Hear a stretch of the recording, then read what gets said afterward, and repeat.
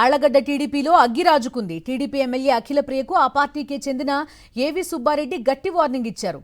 ఆళ్లగడ్డ పాత బస్టాండ్లో ఏవి సుబ్బారెడ్డి కాంప్లెక్స్ కు చెందిన గోడ అడ్డుగా ఉందని పొక్లెయిన్తో టీడీపీ నాయకులు కూల్చివేయడం ఉద్రిక్తతకు దారితీసింది.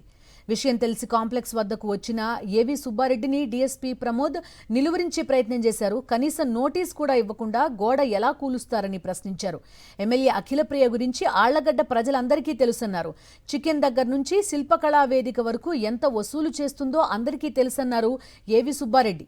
పార్టీ పెద్దలతో మాట్లాడి రేపటి నుంచి ఆమె చిట్టా మొత్తం బయటపెడతానన్నారు. ఏవి సుబ్బారెడ్డి అంటే ఏంటో అఖిలప్రియ చూస్తుందంటూ బహిరంగంగా వార్నింగ్ ఇచ్చారు.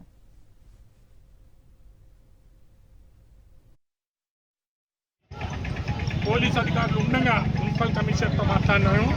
నా పర్మిషన్ లేదు, నేను ఎటువంటి అథారిటీ ఇవ్వలేదు.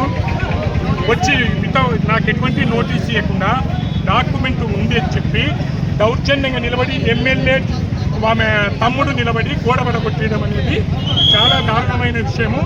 నేను తెలుగుదేశం పార్టీలో ఉన్నాను. తెలుగుదేశం పార్టీ సీనియర్ నాయకులు ఎంతో నన్నే ఇట్లా చేస్తే ఎంతమంది ప్రజలను పోటాడిస్తారు. ఆమె చరిత్ర చెప్తే చికెన్ కాడి నుంచి బిచ్చగాళ్ళ కాడి నుంచి శిల్పకళా మందిరం కాడి నుంచి ఏది డబ్బులు తీసుకోలేదు.